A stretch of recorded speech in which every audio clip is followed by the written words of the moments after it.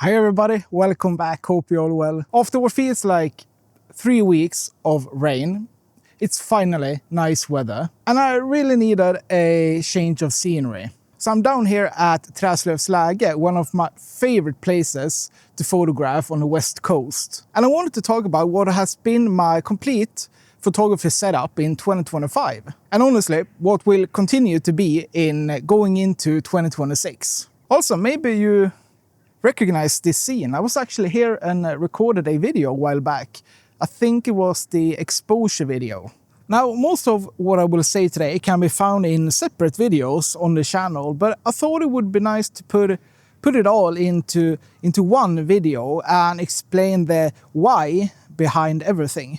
So as many of you know, I'm using the OM System OM5, the Mark 1, a Micro Four Thirds camera I bought in early 2024 when the IBIS mechanism of my Sony a7 II broke. At the time, I was debating getting another Sony body because I had a few lenses for the a7 II, but in the end, I ended up trading 2 of those lenses in, which basically financed the OM5 paired with the 1245 f4 Pro.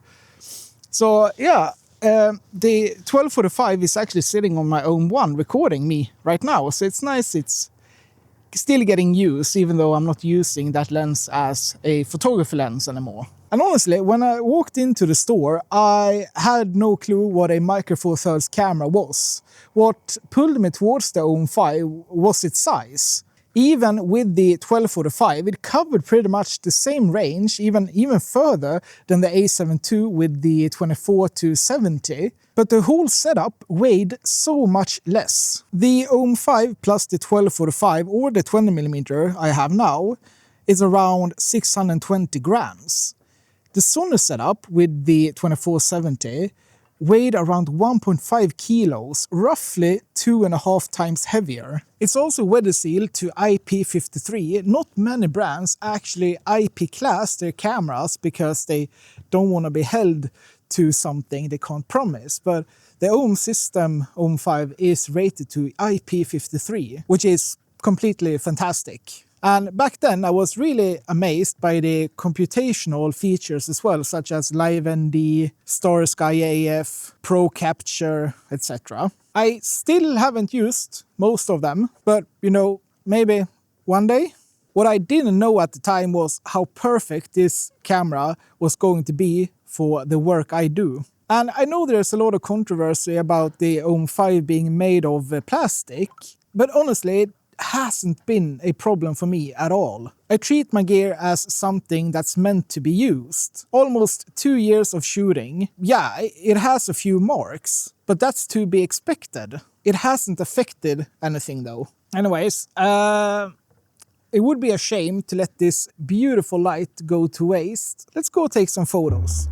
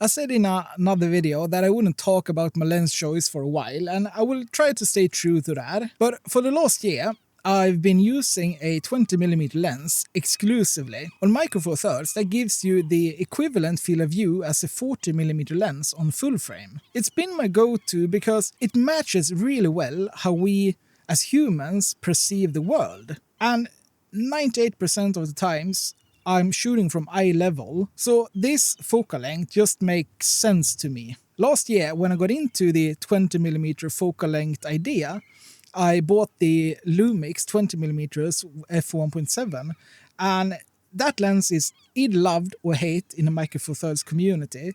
To me, it's a fantastic little lens, but it has issues. So recently, I swapped the Lumix 20mm to the OM System 20mm 1.4 instead, the Pro lens.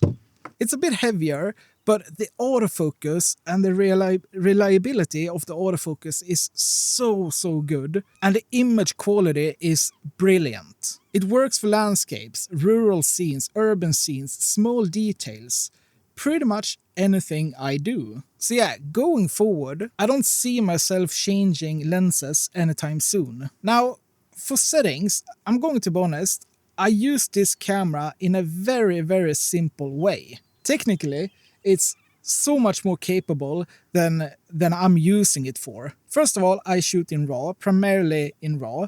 I very rarely use straight out of camera JPEGs because the OM5 doesn't have the fully customizable color wheels like the Pen F or the OM3.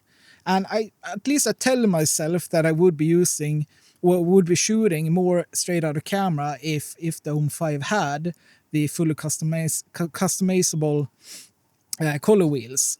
I just think that, sure, I can go into OM Workspace later and apply the color wheels, but I don't feel like if I'm going to edit the photo afterwards, I can just do it in RAW instead. So yeah, so that's why I'm using RAW primarily. It gives me the best flexibility in post to edit my photos as I please. Picture mode is set to natural, and the only custom changes I've done to the picture mode is +1 in amber and -1 in the greens. And that's the custom white balance. And I can't really remember why I put it that way. I think it was when I was experimenting with the straight out of camera photos I did a while back. But I just haven't been bothered to change it since then, and it doesn't do any difference for RAW, but I think it makes some difference on the LCD or in the EVF. White balance is always set to 5600 Kelvin. Doesn't matter if it's in the morning, in the evening, midday, harsh sun, or whatever. It doesn't matter, blue hour. It's always set to 5600K. And I have a whole video talking about why, which you can see here on the screen. I also mostly use aperture priority paired with auto ISO with a range between 200 to 6400 ISO because I genuinely don't care about noise. This gives me the flexibility to shoot in almost any light and just control the exposure with compensation. My metering mode is usually set to ESP or matrix on other brands, unless I'm in a high contrast scene, and that's when I switch to spot metering. When I'm in high contrast scenes, I really love to expose for the highlights and almost completely let my shadows fall into the dark. Not always, but many times at least. So yeah, spot metering works perfectly at those times. But of course, experimenting is fun. For autofocus, I mostly use a single AF point paired with single autofocus. But in the future, I want to experiment more with slow shutter photography, which means I will probably put the camera to a 3x3 grid and with continuous autofocus and maybe even tracking. So that's something I'm gonna experiment in the future doing. You can say I've been inspired by Roman Fox's, I think, latest video when recording this. Yeah. IBIS always on both the axes. And I no longer use back button focusing. I just half press the shutter and recompose for the scene. And that's about it, really. If I missed anything that you're wondering about, just drop a comment down below and I will reply to it. But yeah, I keep things very simple for my type of photography.